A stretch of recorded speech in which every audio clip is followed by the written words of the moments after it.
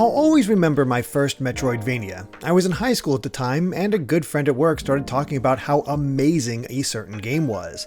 His praise made me so curious that I asked to borrow it, and he obliged.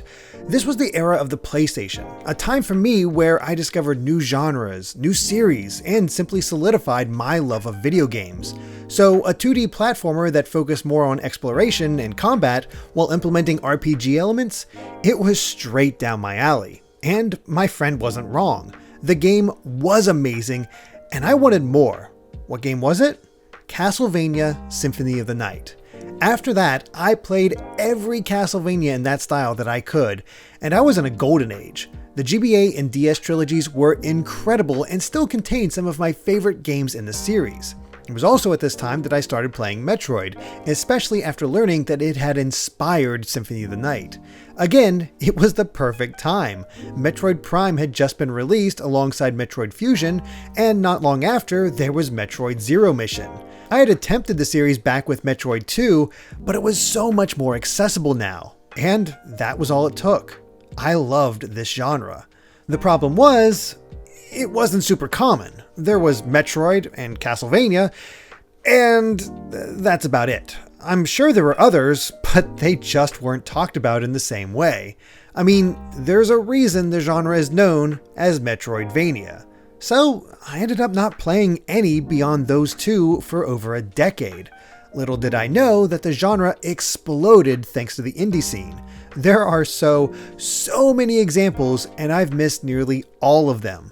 I want to change that, especially since I've now played every game in the Metroid and Castlevania series.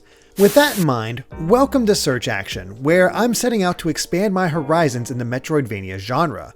What can be upheld as a paragon of the genre? Are there any hidden gems that most people simply missed?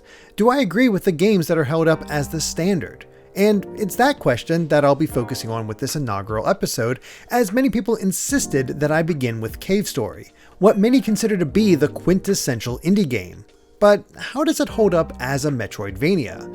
Well, first of all, why is Cave Story held in such high regard? It might be because it's the definition of a passion project. One man, Daisuke Amaya, spent his free time slowly developing it over the course of 5 years. After its initial Japanese release in 2004, it gradually grew in popularity before being picked up by publisher Nicholas.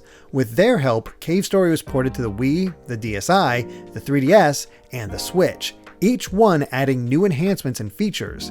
However, for the purpose of this video, I ended up playing Cave Story Plus on Steam and stuck to the main game as there are a lot of extra modes. I'm more about seeing how the base game handles rather than looking at the complete package. That said, if you do want to experience as much as possible when playing, Cave Story Plus on the Switch is your best bet.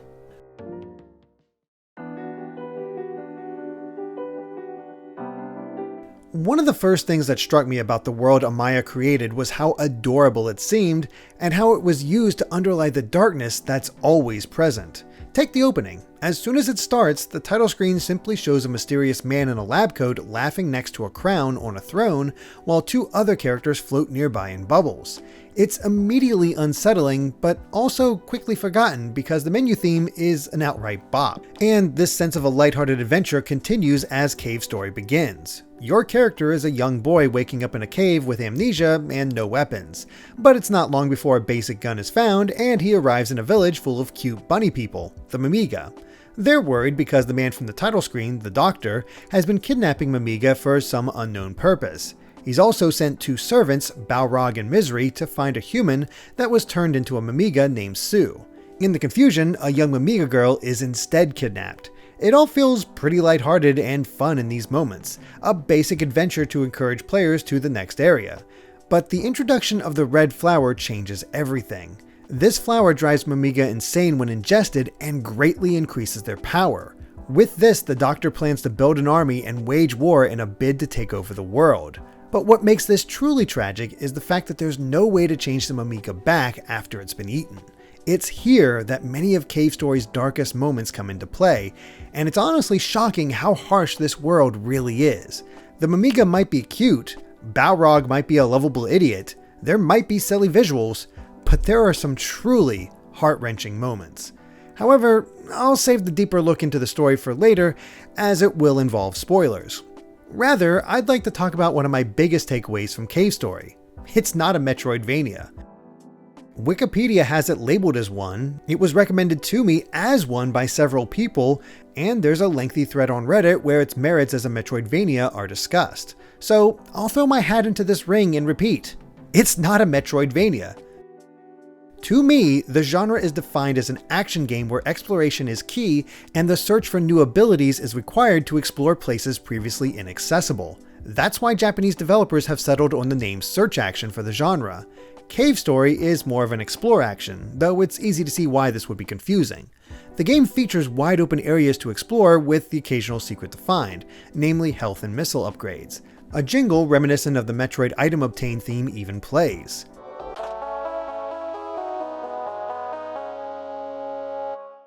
It's wearing that influence on its sleeve. But everything else is more unique and, in some cases, obtuse. The big draw of Cave Story is its weapon system. Killing enemies drops triangular pieces that gradually level up the equipped weapon. Each level increases the power and makes the weapon a bit more versatile. The caveat is that these boosts only last as long as you don't take damage. For every hit you take, not only do you lose health, but progress on the weapon level, allowing them to decrease in power if you're hit too much. It encourages slow, methodical play early on, but as I became more in tune with how the game moved and what the weapons did, I could really unleash on the myriad of enemies surrounding me. It's great fun and still unique to this day. Otherwise though, there's not a lot to Cave Story. There's platforming at points and a bit of exploration to find lost dogs or keys, but the focus is more on the combat, dealing with the enemies that are tossed your way and the still impressive bosses. It's a breezy 5 to 6 hour game, never once feeling dull or boring. I was constantly shuffled to a new area with new sights to see and more story to enjoy.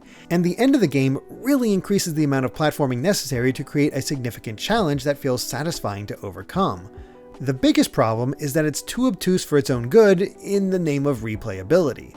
There are multiple endings to the story, and the requirements for the best are downright ridiculous. Now, this wouldn't be too bad, except a significant gameplay sequence and the biggest challenge of the game are locked behind that best ending. If I want to experience all that Cave Story has to offer, I have to follow an exact series of events. Now, I had heard many of these through the grapevine before playing and thought that I had them down. It shouldn't be too hard to do this from vague memory, right? And I got close, but I missed a certain step, and so it was a normal ending for me and no final challenge. That is frustrating beyond belief because there's no option to save across multiple save files. The one you pick is the one you're locked to and the game automatically saves to. The only way to try again is to play from the very beginning. Great if you want that kind of replayability, aggravating if you want to see everything in one run.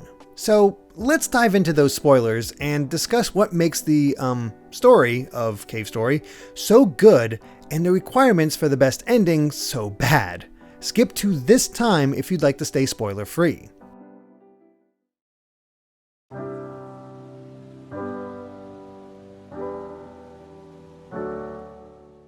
To say that Cave Story can be a depressing game is an understatement. One of the first characters you meet, Toriko, is kidnapped after being mistaken for the transformed human Sue.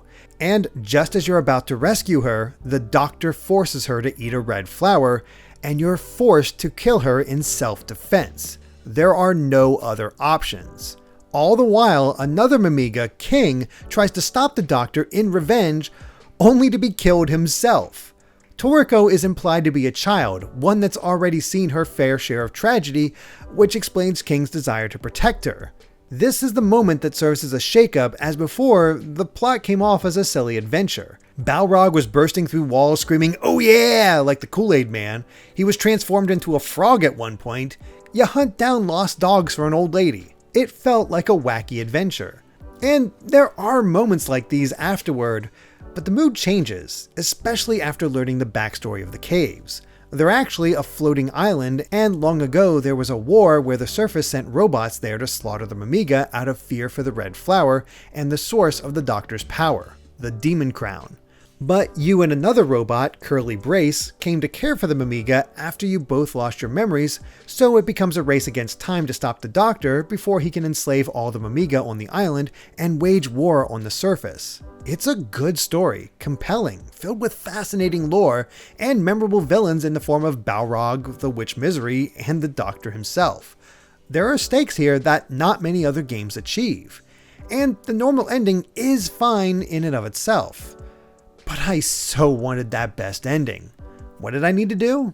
First, as I was escaping the labyrinth area, another character, Professor Booster, suddenly falls from above. Do not go down to help him. This prevents the player from obtaining the Booster 2.0 jetpack necessary for a later moment. But it's more devious than just not helping him. The jump to avoid him is more precise than most, and if it's missed, then the only way to escape the hole is to talk the Booster. So I had to reload my last save to try again. And this was only the beginning. The next requirement involves Curly Brace. At one point she sacrifices herself to save you. The only way to save her in return is to use the Booster 2.0 and a nearby tow rope to take her to safety. I then had to quickly proceed through the water before she drowned and reach a waterway cabin. But little did I know that I had already missed my chance. I didn't have the Ma Pignon mushroom. To get that, I had to go to the cemetery in Mamiga Village after getting the Booster 2.0 and use it to reach a storage room. Inside is the Ma Pinion, who asks several questions that must be answered correctly. Once that's done, a mushroom badge is given and has to be inspected to realize that it's actually useless. Talk the Ma Pinion again to initiate a boss fight with the mushroom and finally obtain it as an item. What in the absolute hell would prompt me to do any of that? Because I missed that step, I missed obtaining the Iron Band from Curly in the waterway, which then led me to being unable to get the key to the prefab building that would have been accessible after the fight with the Undead Core. It's in there that the path to the ultra-hard Bloodstained Sanctuary would have been unlocked, and the best ending would result from defeating that. It is a ridiculous amount of steps that need to be taken to reach this point, and why I ultimately decided not to do it. Because what would it add to this video? I'd talk about the difficulty for sure, and maybe how the ending is more satisfying, but that's it. It just feels like a shame. Lost potential to challenge the player beyond jumping through obscure hoops to reach a greater challenge and really test themselves. The steps aren't hard once you know them, but it almost requires a guide to figure them out unless you're willing to go through a lot of trial and error from subtle clues and dialogue indicating that you missed something. It's a blemish to be sure, but it doesn't ruin Cave Story. Honestly, it's remarkable how well the game holds up after all these years. The levels are vibrant and varied. There's a constant flow of new enemies. The weapons are all fun, and I was genuinely curious to see their upgrades. And there is a real challenge for those looking. It may not be a Metroidvania, but it's a classic that should absolutely be played. However, there's always more to play, and maybe next time it'll actually be a Metroidvania. That said, it's not like I'll be going into known territory as I take my first steps into the world of Touhou. Please look forward to it, and thanks for watching. For more search action, be sure to hit that like button, subscribe to Good Vibes Gaming, and ring that bell for notifications. There's also our Patreon over at patreon.com/dvgaming if you want to offer more support. Until the next hunt, bye!